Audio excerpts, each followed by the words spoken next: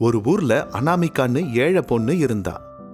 அந்த ஊர் பஸ் ஸ்டாண்ட்லயே கூலிக்கு பைகளை தூக்கி அதுல வந்த காசுல தன்னோட அம்மா சுஜாதாவையும் மற்றும் உடல்நல சரியில்லாத அப்பா சங்கரையும் பார்த்துட்டு வந்தா. இப்படியே போயிட்டு இருந்த அனாமிகா வாழ்க்கையில ஒரு நாள் உடம்பு சரியில்லாததால அனாமிகா வேலையிலேருந்து வீட்டுக்கு வந்துட்டா. என்னம்மா இவ்வளோ சீக்கிரம் வந்துட்ட? உடம்பு ஏதாவது சரியில்லையா? தினமும் பொருட்கள் எல்லாம் சுமந்து எனக்கு உடம்பே முடியலம்மா. அப்படியாம்மா, நான் வெந்நீர் வச்சு கொடுக்குறேன், அது வரைக்கும் அப்பா கிட்ட பேசிக்கிட்டு இருமா. இதை கேட்டு அனாமிகா தன்னோட அப்பா கிட்ட வந்தா. கட்டில படுத்துட்டு இருந்தாரு சங்கர். அவர் பக்கத்துல போய் உட்கார்ந்தா. அப்பாவும் பொண்ணும் தங்களோட கஷ்டத்தை பேசிக்கிட்டு இருந்தாங்க. ஒரு 10 நிமிடம் கழிச்சு அம்மா சுஜாதா அவங்க கிட்ட வந்து சுடு தண்ணி ரெடின்னு சொன்னாங்க. அனாமிகா வீட்டுக்கு பின்புறம் போனா. அனாமிகா சாப்பிட்றதுக்கு எல்லாம் ரெடியா வச்சிருந்தாங்க. அனாமிகா கை காலை கழுவிட்டு சாப்பிட வந்தா. அம்மா 2 பேருக்கும் சாப்பாடு பரிமாறினாங்க. சாப்பிட்டு தூங்கிட்டாங்க. அப்படியே அந்த நாள் போச்சு. மறுநாள் காலையில அனாமிகா பஸ் ஸ்டாண்டுக்கு போனா. 2 கையிலையும் பைகளை சுமந்துட்டு ரமேஷ் நின்னுட்டு இருந்தான். அனாமிகா கிட்ட வந்தான். அனாமிகாவை பார்த்ததுமே ரமேஷ்க்கு பிடிச்சு போச்சு. கல்யாணம்னு பண்ணா இந்த மாதிரி பொண்ணை தான் பண்ணணும்னு நினைச்சான். ஏமா, கொஞ்சம் வீடு வரைக்கும் இந்த 2 பைகளை தூக்கிட்டு வந்தினா உனக்கு 50 ரூபா தரேன். என்ன சொல்ற, வரியா? காசு கொடுப்பீங்களா? அப்புறம் கடைசியில காசு இல்லைன்னு ஏமாத்திட்டு போயிடுவீங்களா? அப்படியெல்லாம் பண்ண மாட்டேன். வேணும்னா உனக்கு முன்னாடியே பணம் தரேன், இந்தா. இப்படி சொல்லி 50 ரூபா நோட்டை கொடுத்தான். அதுக்கப்புறம் அனாமிகா அந்த 2 பைகளையும் தலையில வச்சுக்கிட்டு அவன் வீடு வரைக்கும் வந்தா. ரமேஷ் அனாமிகாவை பார்த்து இப்படி சொன்னான். உன் பேர் என்ன? நீ எங்க இருக்க? அனாமிகா எதுவும் பேசாம ரமேஷ அங்கேயே விட்டுட்டு கிளம்பி வந்துட்டான். சாரதா மற்றும் பிரசாத்ன்ற தம்பதியருக்கு ரமேஷ் ஒரே மகன். டவுன்ல பெரிய படிப்பு முடிச்சுட்டு ஊருக்கு வந்திருக்கான். பெரிய வேலை கிடைக்கும், நிறைய சம்பாதிப்பான்ட்டு அப்பா அம்மா நினைச்சாங்க. ஆனா ரமேஷ் சரியா படிக்காம டிகிரியும் வாங்காம வீட்டுக்கிட்டே ஏதாவது வேலை பண்ணலான்னு வந்துட்டான். இதனால வேற வழி இல்லாம 3 பேரும் சேர்ந்து கூலி வேலை பார்த்துட்டு வாழ்ந்து வந்தாங்க. இப்படியே சில நாட்கள் போச்சு. ஒரு நாள் தன்னுடைய மகன் ரமேஷ்க்கு கல்யாணம் பண்ணணும்னு நினைச்சாங்க. அப்போ ரமேஷ் கூலி வேலை பார்த்துட்டு இருந்த அனாமிகாவை பத்தி சொன்னான். உடனே சாரதாவும் பிரசாதும் அனாமிகா கிட்ட பேசினாங்க. இங்க பாருங்க அத்தை, எனக்கு உங்களையும் உங்க பையனையும் ரொம்ப பிடிச்சிருக்கு. அப்படியே எங்க அம்மா வீட்டு நிலைமை உங்களுக்கு எதுவும் தெரியாம இல்ல. இவங்களுக்கு பையன் பொண்ணு எல்லாம் நான் தான். கல்யாணத்துக்கு அப்புறம் எல்லாரும் ஒன்னா ஒரே குடும்பமா இருக்கலாம். இருக்கிற வேலையெல்லாம் பார்த்துக்கிட்டு ஒன்னா இருக்கலாம்னா தான் இந்த கல்யாணத்துக்கு ஒத்துப்பேன். இல்லைன்னா வேண்டாம். என்ன நீங்க தப்பா நினைக்காதீங்க. என்னோட கவலையை புரிஞ்சுப்பீங்கன்னு நினைக்கிறேன். இப்படி அனாமிகா சொன்னதும் அவளுடைய கஷ்டத்தை 2 பேரும் புரிஞ்சுக்கிட்டாங்க. அனாமிகா சொன்னதுக்கும் ஒத்துக்கிட்டாங்க. சீக்கிரமாவே அனாமிகாக்கும் ரமேஷ்க்கும் கல்யாணம் நடந்தது. பெரிய வீடா வாடகைக்கு எடுத்துக்கிட்டு அனாமிகாவோட அப்பா அம்மா, மாமனார் மாமியார், கணவன் ரமேஷ் எல்லாரும் சேர்ந்து இருந்தாங்க. எப்பவும் போலவே ஒரு நாள் அனாமிகா எல்லாருக்கும் சமையல் செஞ்சுட்டு அங்கிருந்து பஸ் ஸ்டாண்ட் கிட்ட வேலை பார்க்க போனா. அப்போ சாரதா தடுத்தாங்க. இந்த மருமகளே அனாமிகா, இப்ப நீ எங்க வீட்டு மருமக. இந்த சுமைய தூக்கறதெல்லாம் வேண்டாம். வேணும்னா என்னோட நிலத்துக்கு வா, வேலைய பார்க்கலாம். நல்லது கெட்டதை நான் பாத்துக்கிறேன். அப்படியே அத்தை, நீங்க என்ன சொன்னாலும் கேட்டுக்கிறேன். நான் உங்களையும் எங்க அம்மா ஸ்தானத்துல தான் வச்சு பாக்குறேன். இப்படி சொன்னதும் சாரதா தன்னோட மருமக அனாமிகாவை தான் கூட கூலி வேலைக்கு கூட்டிட்டு போனாங்க. இப்படி அனாமிகா தன்னோட மாமியார் சாரதாவோட விவசாய வேலைக்கும் கூலி வேலைக்கும் போனான். ஒரு நாள் நிலத்துல வேலை பார்க்கறதுக்கு மாமியார் மருமகள் போயிட்டு இருந்தாங்க. மழையால அவங்களால தொடர்ந்து போக முடியல. இதனால ஒரு மரத்துக்கு கீழே நனையாம நின்னாங்க. அப்போதான் அங்க அனாமிகாக்கு காளான்கள் தெரிஞ்சுது. அவ்வளவுதான், அனாமிகாக்கு ஒரு அற்புதமான யோசனை வந்தது. உடனே மாமியார் கிட்ட சொன்னா. அத்தை, நம்ம அந்த கூலி வேலைக்காக அங்க இங்க திரியறது, அவங்கள இவங்கள கெஞ்சறத விட்டுட்டு இந்த காளான் வியாபாரத்தை பண்ணலாம் அத்தை. இதெல்லாம் எடுத்துட்டு போய் டவுன்ல வித்தா நிறைய பேர் வாங்குவாங்கல்ல. என்ன சொல்றீங்க அத்தை? மருமக அனாமிகா இப்படி சொன்னதுமே சாரதா அதை கேட்டு ரொம்ப சந்தோஷப்பட்டாங்க. மழை நின்னதுக்கு அப்புறமா அங்க இருந்த காளான்கள் எல்லாம் எடுத்துட்டு வீட்டுக்கு வந்தாங்க. வீட்டுக்கு வெளியில அப்பாவும் மகனும் கட்டில்ல உட்கார்ந்துட்டு இருந்தாங்க. அவங்கள பார்த்ததுமே மாமியார் மருமகளுக்கு விஷயம் புரிஞ்சுது. போன இடத்துல அவங்களுக்கும் வேலை கிடைக்கலன்னு புரிஞ்சுது. அவங்க கிட்ட வேலைய பத்தி எதுவும் கேட்காம மாமியார் மருமகளும் இந்த காளான் வியாபாரத்தை பத்தி விவரமா சொன்னாங்க. அதை கேட்டு இன்னிலேருந்து நீங்க பார்க்க வேண்டிய வேலை என்னன்னா, காட்டுல இருந்து நிலத்துல இருந்து காளான் எல்லாம் எடுத்துட்டு வரணும். நானும் மருமகளும் அதையெல்லாம் எடுத்துக்கிட்டு வண்டியில போட்டுக்கிட்டு டவுனுக்கு போய் வித்துட்டு வர போறோம். இதுக்கு 2 பேரும் ஒத்துக்கிட்டாங்க. மறுநாள் காலையிலேயே 2 பேரும் கிளம்பி போய் நிலத்துல இருந்த எல்லா காளான்களையும் 2 கார்டன் டப்பால போட்டுட்டு வீட்டுக்கு எடுத்துட்டு வந்தாங்க. மாமியார் மருமக 2 பேருமே அந்த எல்லா காளான்களையும் தள்ளு வண்டியில வச்சுக்கிட்டாங்க. அது வாடி போகாம இருக்கிறதுக்கு ஈர துணியில போட்டு வச்சாங்க. கொஞ்ச தூரத்திலேயே இருந்த டவுனுக்கு போய் மெயின் ரோட்ல ஒரு மரத்து கீழே நின்று விற்க ஆரம்பிச்சாங்க. காளான் வாங்குங்கய்யா, காளான் ஃப்ரெஷ்ஷா காளான் இப்பதான் நிலத்துல இருந்து கொண்டு வந்தது. வாங்கய்யா வாங்க. 1 கிலோ 100 ரூபாய், அரை கிலோன்னா 50 ரூபாய். காளான் சாப்பிட்றதால உடம்புக்கு ரொம்ப நல்லது நடக்கும். 50 100ன்னு பார்க்காம காளானை வாங்கி சாப்பிட்டு நல்லா உடம்ப பார்த்துக்கோங்க. உங்களுக்கு பிடிச்ச காளான் ஃப்ரை, காளான் பிரியாணி, இந்த மாதிரி காளானை வச்சு விதவிதமா சமைச்சு சாப்பிடலாம். ரொம்ப ஃப்ரெஷ்ஷான காளான். இப்படி ஒவ்வொரு நாளும் ஒவ்வொரு இடத்துல வண்டியை நிறுத்தி மாமியார் மருமக அந்த காளான்களை வித்தாங்க. ஏற்கனவே மழை காலம், அது இல்லாம காளான்கள் இது ஆரோக்கியத்துக்கு ரொம்ப நல்லதுன்றதுனால பணத்தை பத்தி யாரும் எதுவுமே யோசிக்காம காளான்களை வாங்கிட்டு போனாங்க. கொஞ்ச நாள்லயே மாமியார் மருமகளோட காளான் வியாபாரம் கடகடன்னு வளர்ந்து நல்ல லாபத்தை சம்பாதிச்சாங்க. இதுல வந்த பணத்துல ஒரு புது வீடு, நல்ல துணிமணிகள், கொஞ்சம் பணம் நகைகள்லாம் சேர்த்தாங்க. அது மட்டும் இல்லாம அனாமிகாவோட அப்பாவோட ஆபரேஷனையும் பண்ணாங்க. இதனால அவர் நல்லபடியா குணமடைஞ்சாரு. ஏழை மாமியார் மருமகள் பணக்காரங்களா ஆனாங்க. பாத்தீங்களா, இந்த சீசன்ல கிடைச்ச காளான்களால இவங்களோட வாழ்க்கை எவ்வளவு சிறப்பா மாறிடுச்சு.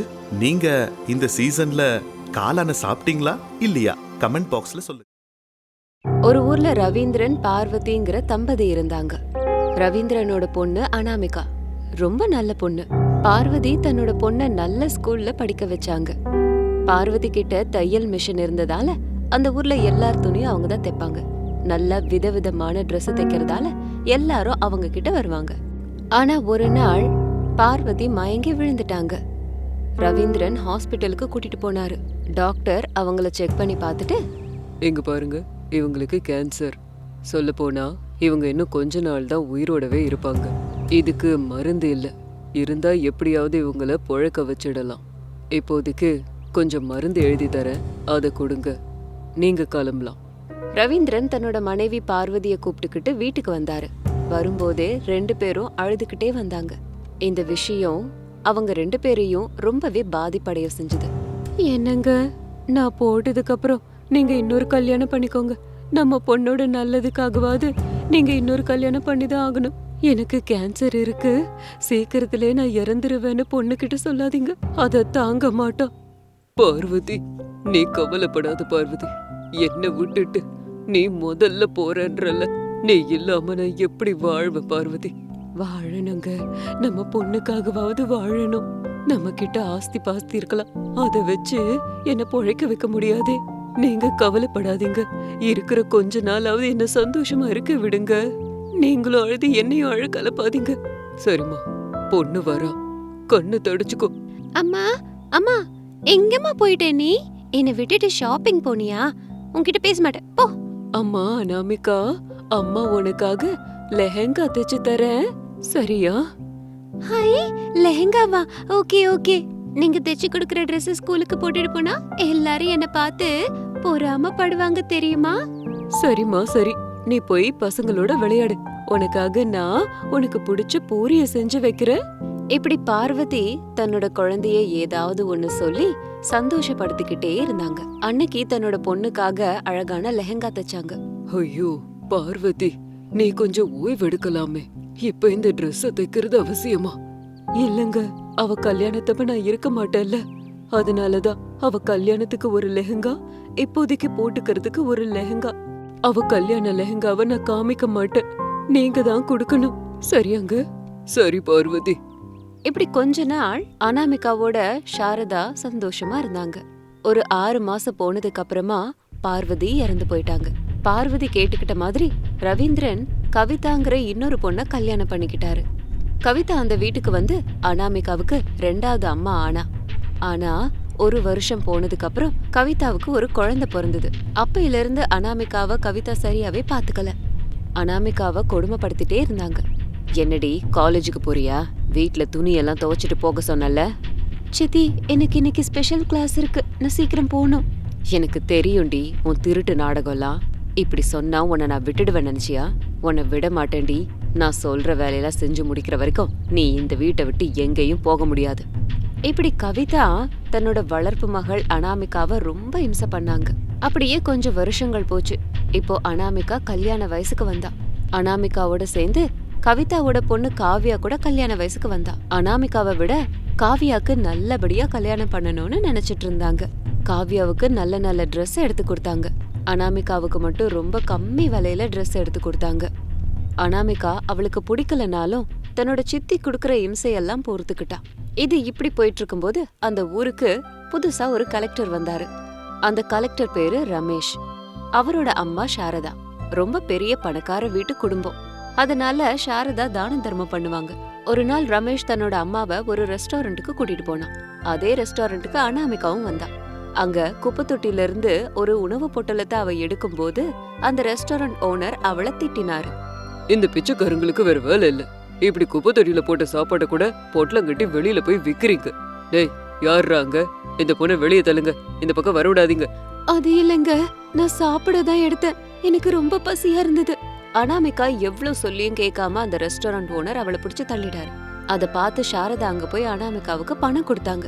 எனக்கு இந்த பணம் வேண்டாங்க, பசியா இருக்கு, கொஞ்சம் சாப்பாடு போதும். அடடே, இந்தாம்மா சாப்பாடு, எடுத்துக்கோ அப்படின்னு ரமேஷ் அனாமிகாவுக்கு சாப்பாடு கொடுத்தான். அந்த சாப்பாடை வாங்கிக்கிட்டு அனாமிகா வேக வேகமா ஓடி மரத்துக்கு கீழே வாழ்ந்துகிட்டு இருந்த 2 பேருக்கு அதை கொடுத்தா. சாப்பாடு கைக்கு வந்ததும் பசியா இருந்த அந்த 2 பேரும் சாப்பாட்டை பிரிச்சு வேக வேகமா சாப்பிட்டாங்க. அனாமிகாவோட நல்ல மனசை பார்த்து ரமேஷும் சாரதாவும் ரொம்ப சந்தோஷப்பட்டாங்க. தம்பி, இதை விட நல்ல மனசுக்கார பொண்ணு நமக்கு எங்க கிடைக்க சொல்லு. இந்த பொண்ணு எனக்கு மருமகளா வேணும்டா. சரிம்மா, விவரத்தை பார்த்துட்டு நாளைக்கு அவங்க வீட்டுக்கு போலாம். மறுநாளே அனாமிகாவோட வீட்டுக்கு ரமேஷும் சாரதாவும் போனாங்க. அந்த ஊரோட கலெக்டரே நேரடியா வந்து கேட்டதால ரவீந்திரன் ஒத்துக்கிட்டாரு. ஆனா கவிதா மட்டும் இந்த கல்யாணத்தை எப்படியாவது தடுத்து நிறுத்தணும்னு நினைச்சா.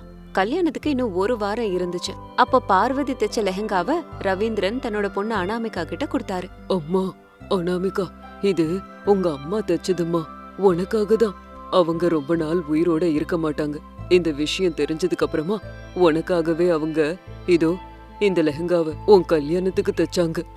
அந்த லெஹங்காவை பார்த்து அனாமிகா பயங்கரமா அழுதா. ஆனா கவிதா மட்டும் அனாமிகாவுக்கு கல்யாணம் ஆச்சுன்னா கலெக்டர் வீட்டு சொத்து, இந்த வீட்டு சொத்து எல்லாம் அவ கைக்கு போயிடும் நினைச்சா. என்ன ஆனாலும் சரி, அனாமிகாவை கொல்லணும்ன்ற எண்ணத்துல பால்ல விஷத்தை கலந்து அதை கொண்டு வந்து அனாமிகாவுக்கு கொடுத்தா. லெஹங்கா போட்டுட்டு இருந்த அனாமிகா அந்த பாலை குடிச்சதும் அவளுக்கு ஒன்னும் ஆகல. விஷப்பாலை குடிச்சும் அனாமிகா இறக்கலன்னு தெரிஞ்சு மாம்பழ தோப்புல ரவுடிங்களை அனுப்பி இவளை கொல்றதுக்கு திட்டம் போட்டா. அனாமிகாவை கத்தியால குத்துனா கூட அவளுக்கு ஒண்ணுமே ஆகல. அப்பதான் அனாமிகாவுக்கு அவ போட்டுட்டு இருக்கிறது ஒரு மாய லெஹங்கா அப்படிங்கறது தெரிய வந்தது. வீட்டுக்கு வந்தது கண்ணாடி முன்னாடி வந்து நின்னு பார்த்தா. என்னது இது, கண்ணாடியில என்ன காணோம்? இது மாய லெஹங்காவும் அம்மா எனக்காகவே பிரத்யேகமா இதை தைச்சாங்கல்ல. அப்படின்னா இது இருக்கிற வரைக்கும் எனக்கு எதுவுமே நடக்காது. அனாமிகா கண்ணாடியில அவளையே பார்த்து ஆச்சரியப்பட்டுக்கிட்டு இருந்தா. கவிதா ஜன்னல் வழியா நின்னு இது எல்லாத்தையும் கேட்டு மாய லெஹங்காவை பத்தி தெரிஞ்சுக்கிட்டா. என்ன ஆனாலும் சரி, அந்த மாய லெஹங்காவை அழிக்கணும்னு நினைச்சா. எல்லாரும் தூங்குனதுக்கு அப்புறம் கவிதா அனாமிகா ரூமுக்கு போய் அந்த லெஹங்காவை கொண்டு வந்து வெளிய போட்டு அதை எரிச்சா. அதுக்குள்ள ரூம்ல இருந்த காவியா பயங்கரமா கத்த ஆரம்பிச்சுட்டா. காவியாவோட துணி எரிஞ்சுக்கிட்டு இருந்தது.